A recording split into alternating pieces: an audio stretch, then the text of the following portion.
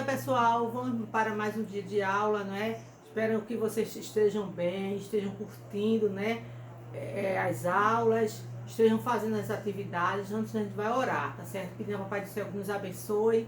Continuar orando por vocês, crianças, não é? Que vocês possam ser uma criança obediente, possam ser uma criança inteligente, não é? Possam ser uma criança que procure aprender, não é?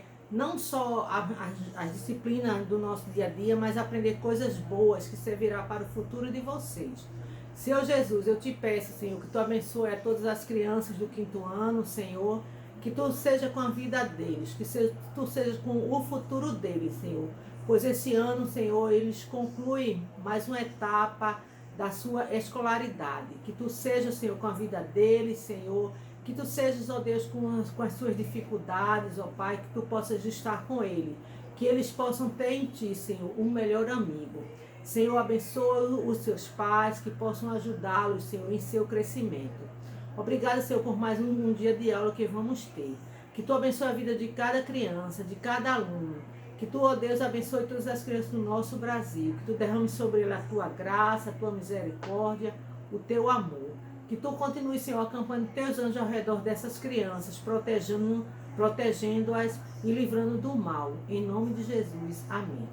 Gente, a nossa aula de hoje será artigo, mas antes eu vou ler aqui, no livro de língua portuguesa, certo? Na página 98, tem um textozinho, O Pastor e o Lobo, que eu acho que você já conhece, que eu já contei em algumas leituras de leite.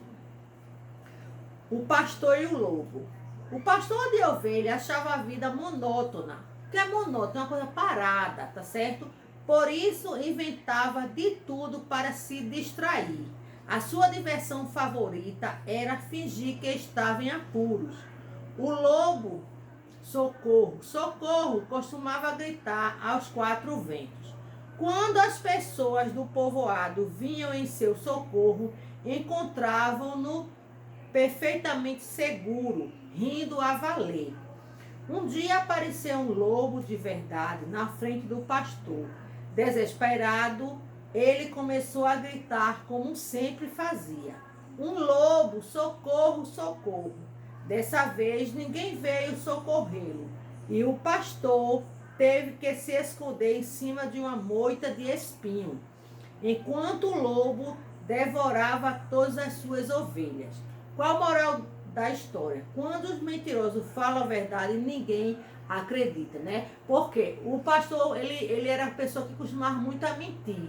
No dia que ele falou a verdade, ninguém acreditou. Então, gente, assim mesmo somos nós. Se nós costumamos sempre falar mentiras, né? O dia que falarmos a verdade, ninguém vai acreditar. Então, tenha cuidado naquilo que você fala, para você não querer estar sempre falando mentira, porque quando você disser uma verdade, ninguém vai acreditar. Então, tenham cuidado naquilo que vocês falam, tá certo? Então, aqui tem algumas palavras que estão em negritos, né? Vocês sabem o que é negrito. É aquelas palavras que estão mais escuras, né? De preto. Monótona, favorita, seguro e desesperado, né? Então, isso aí é uma vida monótona, quer dizer, uma vida parada. O que é favorita? Favorita é uma coisa que você gosta muito, né? Uma coisa segura, você se sentir seguro, uma segurança. Desesperado é apavorado, né? Com medo.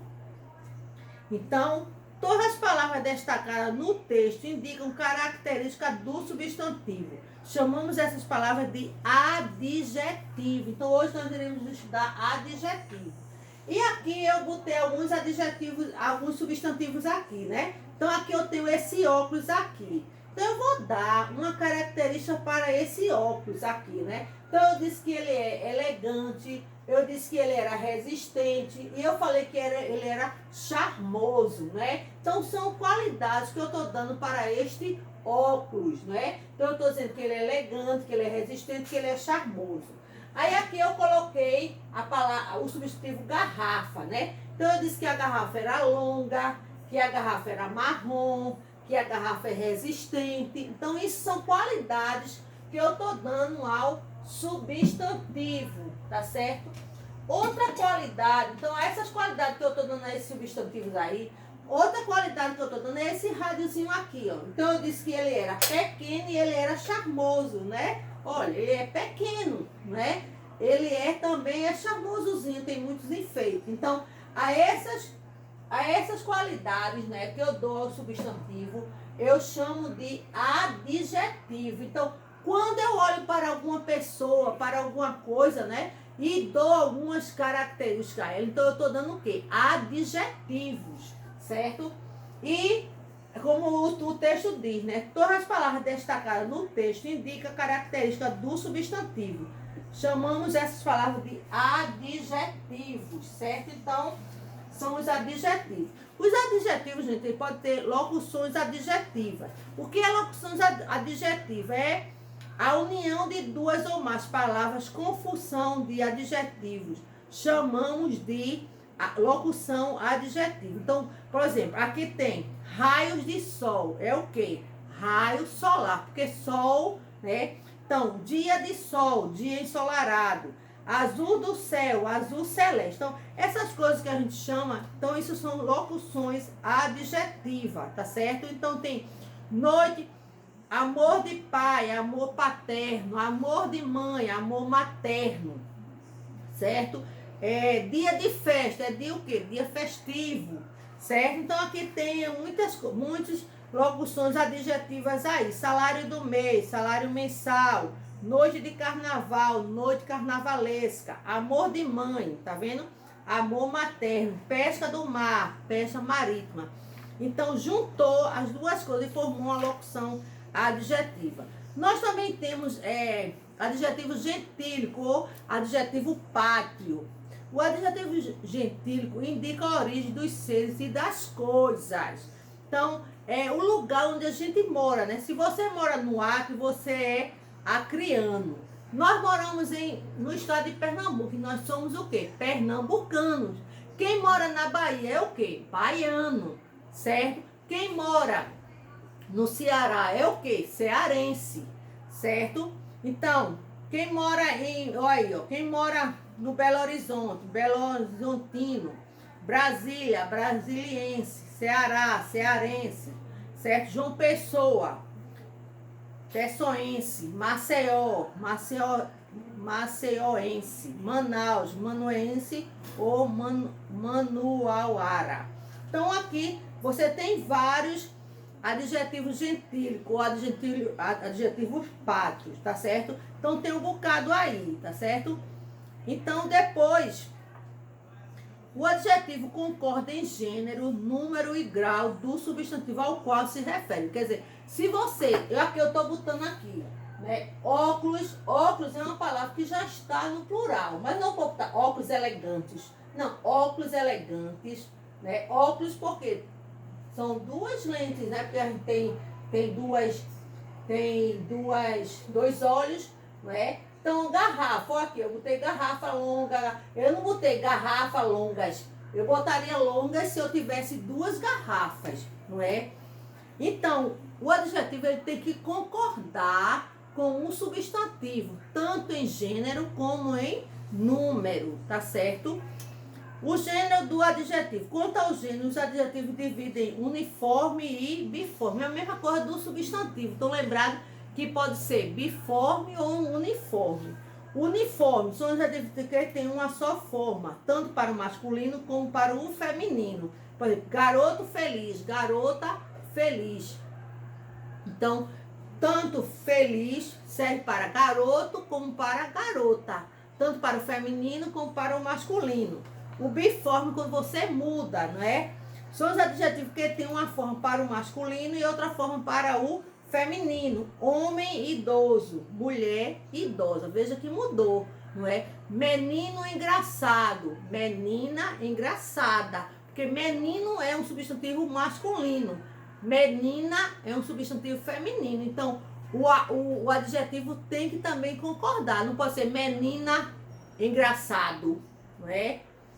Tem que ser menina engraçada, menino engraçado. Não pode ser menino engraçada. Quanto ao número do adjetivo, também, né? Os adjetivos simples, em geral, fazem o plural da mesma forma com os substantivos simples. Mal, maus. Feliz, felizes. Bons, bons. Então, você vai mudar também de acordo com o... É quase parecido com o gênero do substantivo.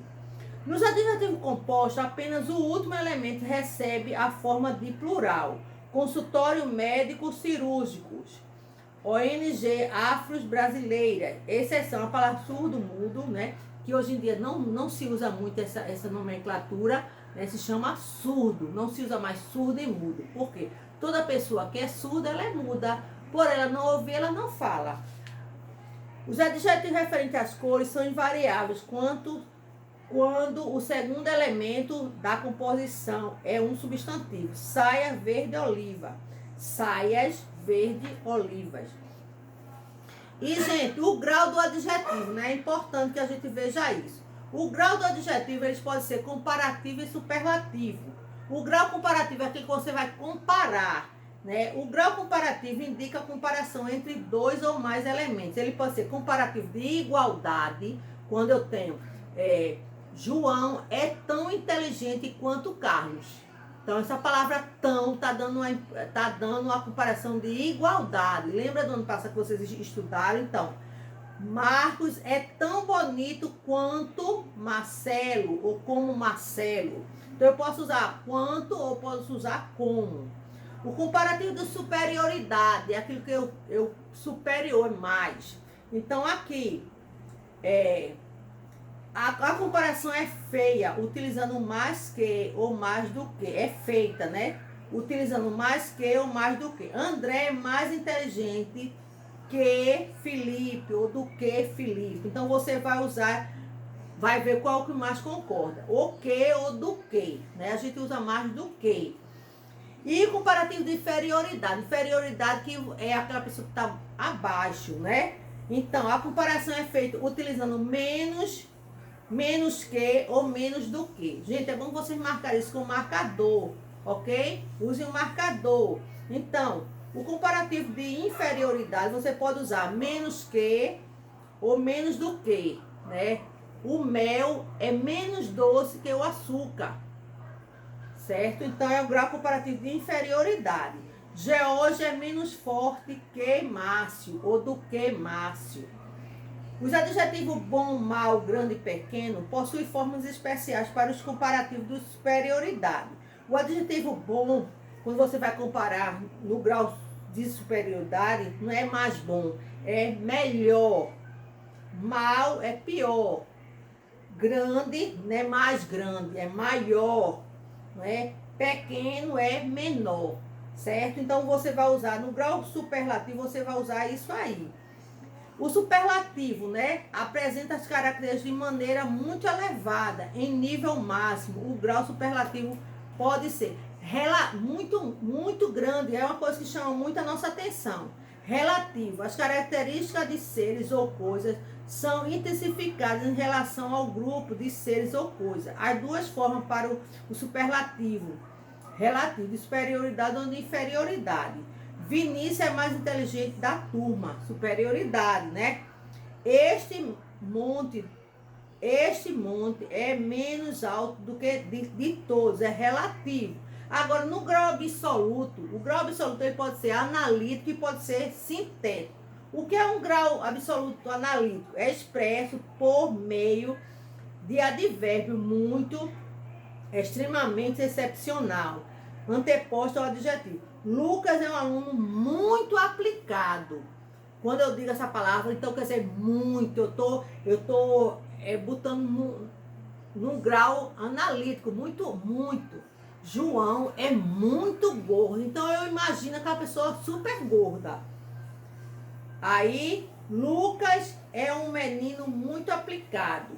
No sintético, é a forma geralmente pelo acréscimo do sufixo ao radical. O prédio é altíssimo. João é magríssimo. Certo? Então, conheça alguns adjetivos na forma do superlativo absoluto sintético. Ágil, agilíssimo,